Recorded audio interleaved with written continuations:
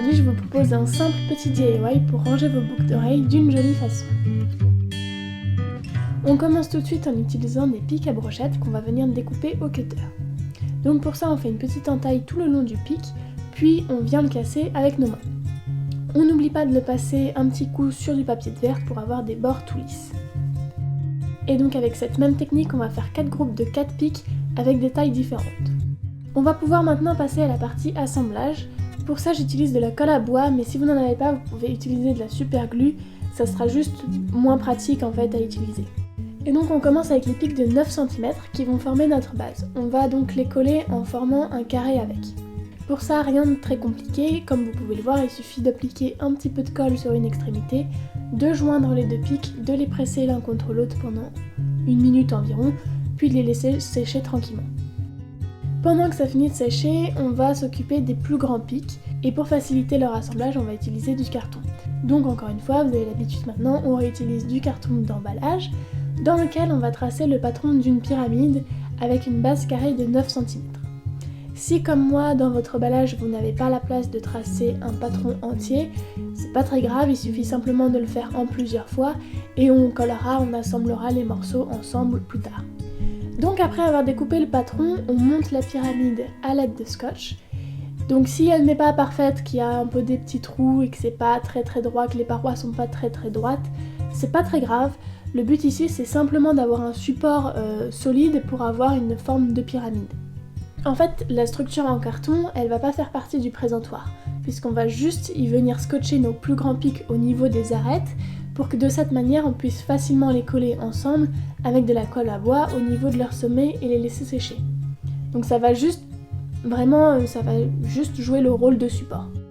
Une fois que la base et le sommet de la pyramide sont secs, on va assembler ces deux parties ensemble, simplement en collant les extrémités des longs pics sur les angles du carré. Pour être sûr de ne louper aucune de mes vidéos, je vous invite à cliquer sur la cloche à côté du bouton abonner, comme ça vous recevrez une petite notification à chaque fois que j'en sors une. Ensuite, avec les deux groupes des plus petits pics, on va former des petites étagères où nos boucles d'oreilles vont pouvoir être posées dessus tout simplement. Pour ça, on fait la même chose que tout à l'heure, on met un point de colle sur les extrémités du pic et on le glisse entre les deux arêtes de la pyramide. On attend un petit peu le temps que la colle prenne et permette au pic de rester en place, puis on le laisse sécher. Donc voilà, la pyramide est maintenant montée. Pour la rendre un peu plus jolie, on va lui passer un petit coup de bombe de peinture or. Évidemment, on pense bien à faire ça à l'extérieur pour ne pas respirer la peinture et tout ce qui est toxique. Maintenant, on va faire une petite coupelle avec de la pâte porcelaine qui sèche à l'air libre.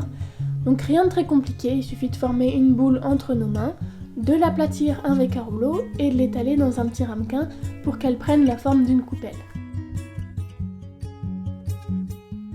Ensuite, on n'hésite pas à couper les excédents et à enlever la pâte du ramequin pour lisser les bords et avoir de jolies finitions. Donc pour lisser les bords, on utilise de l'eau pour que ça glisse plus simplement. Pour la faire sécher et être sûr qu'elle prenne la forme de coupelle, on la remet dans le petit ramequin pour la nuit en attendant qu'elle sèche. Et voilà, le tour est joué, il suffit juste d'habiller votre petite création avec vos propres bijoux.